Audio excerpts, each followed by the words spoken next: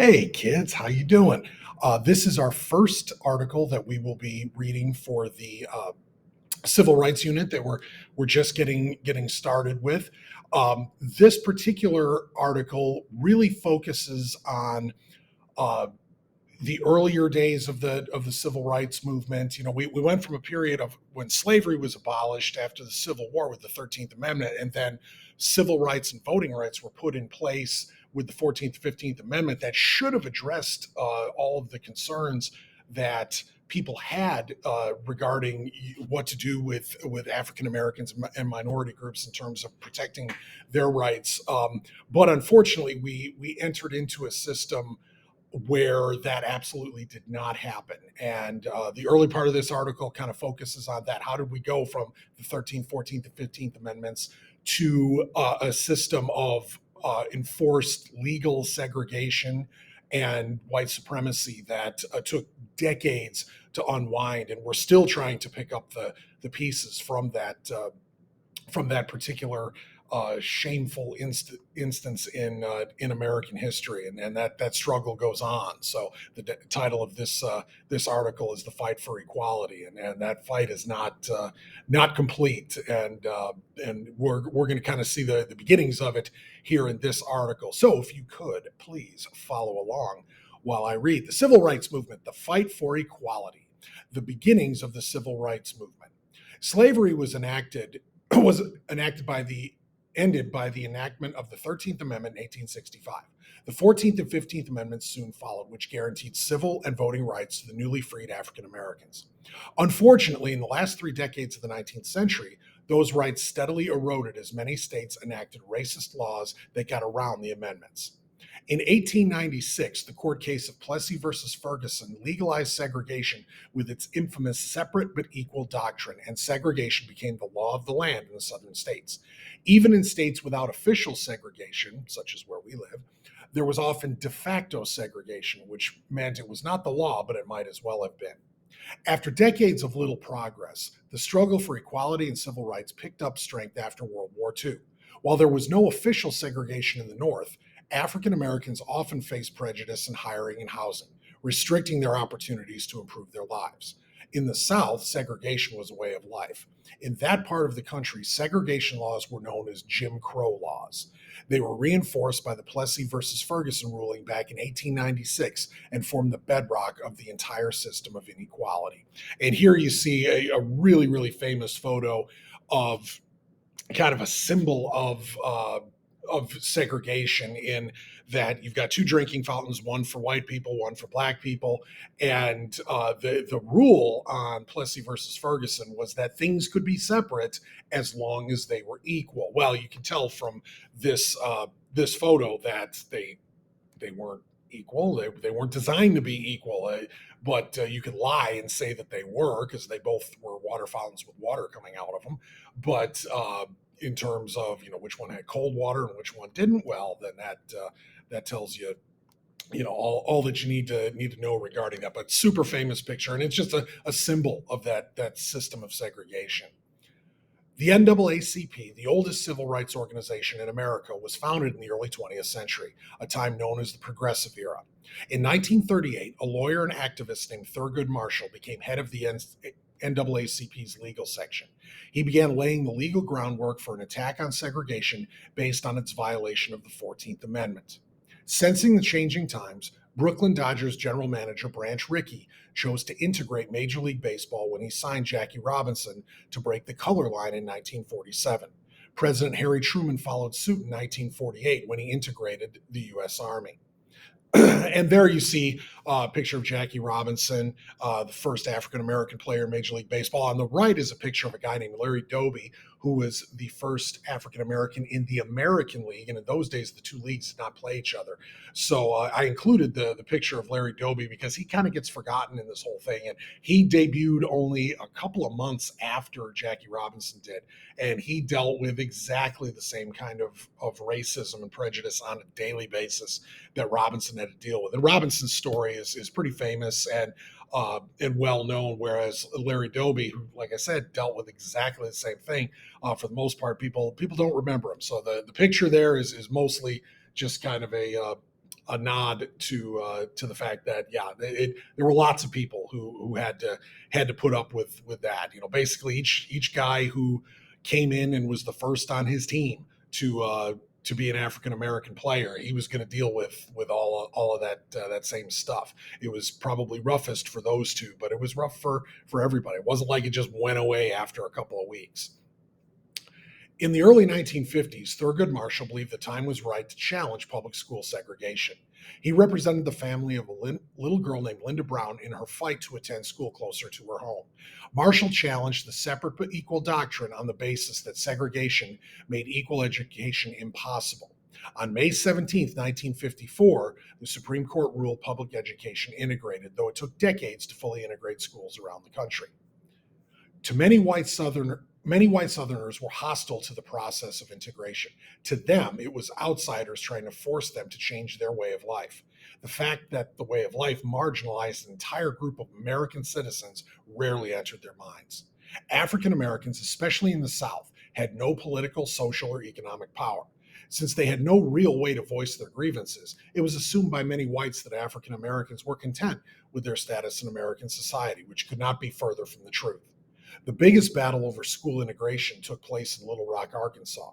Seeing the result of Brown versus the Board of Education, Topeka, Kansas, the Little Rock School Board approved a plan of gradual desegregation. Arkansas Governor Orville Faubus, responding to anger by whites, refused to implement the plan. He called out the Arkansas National Guard to prevent the 9 African American students from attending Little Rock Central High School.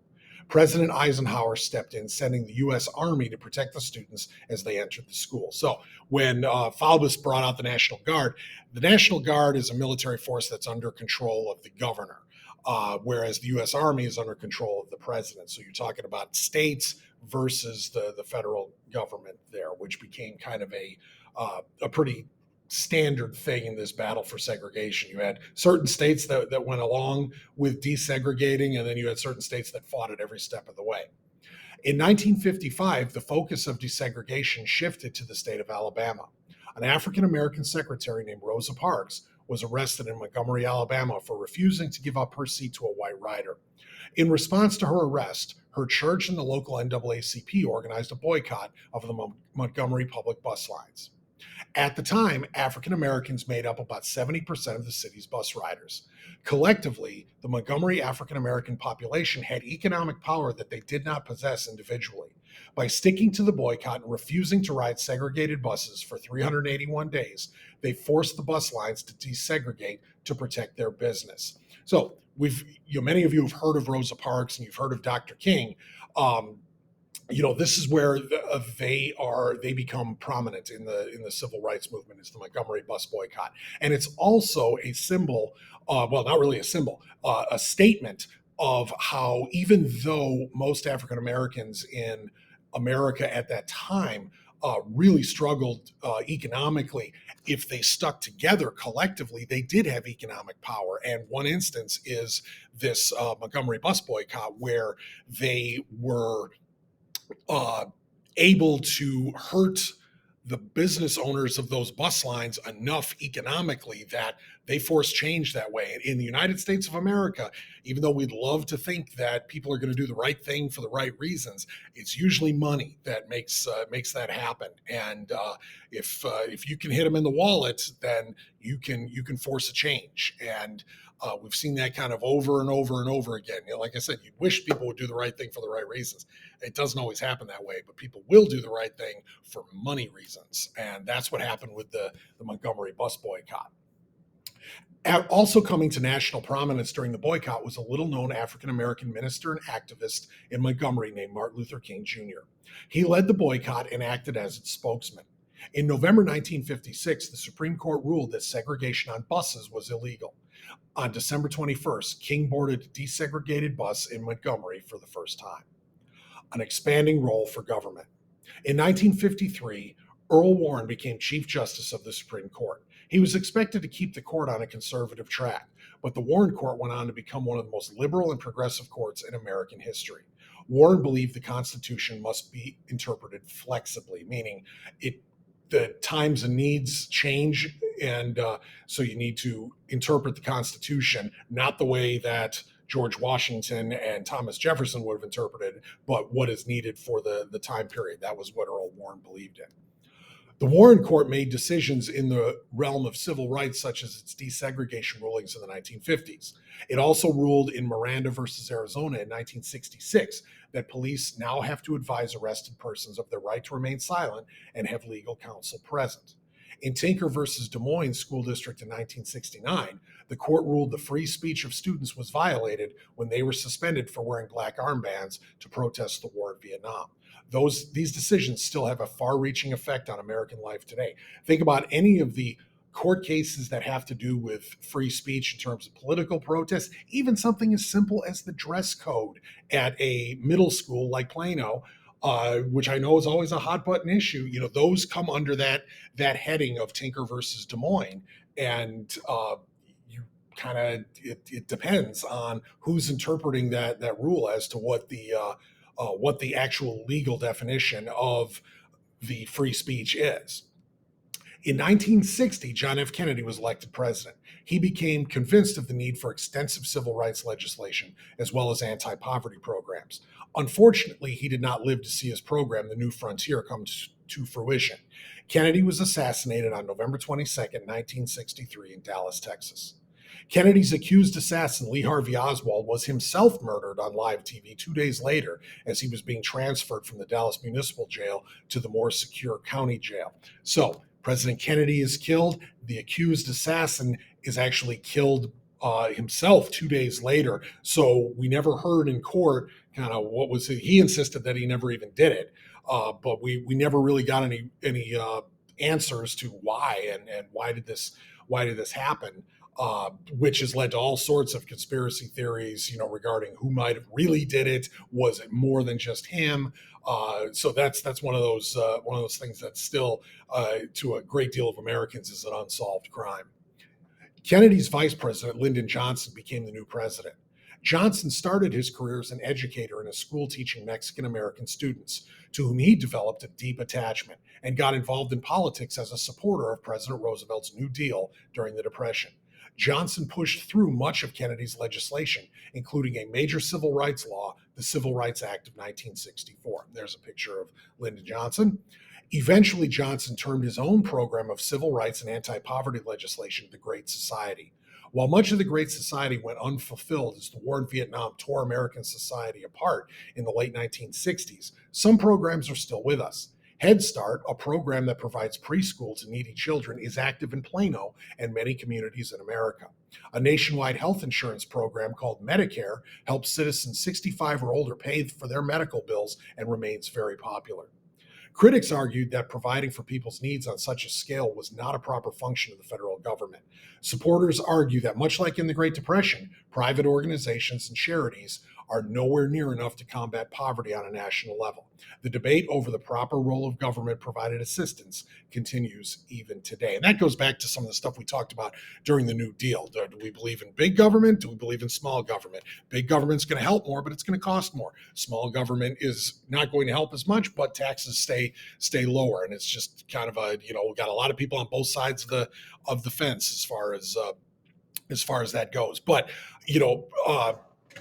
Johnson's Great Society program, a lot of it was very well-meaning, and some of it got put into place, things like Head Start and Medicare.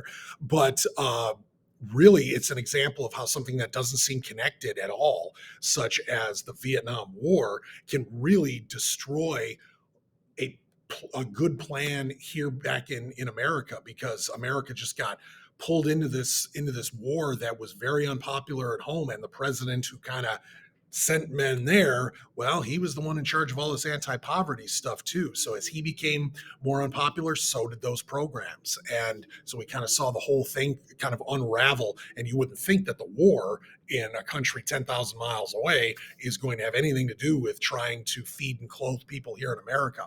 But as it turns out, it very much did. So we're going to go on from there in our next article, which is going to talk about how the civil rights movement sort of splinters as we get from the 1970s into the present day. All right, so we'll come back on that, and I will talk to you very, very soon.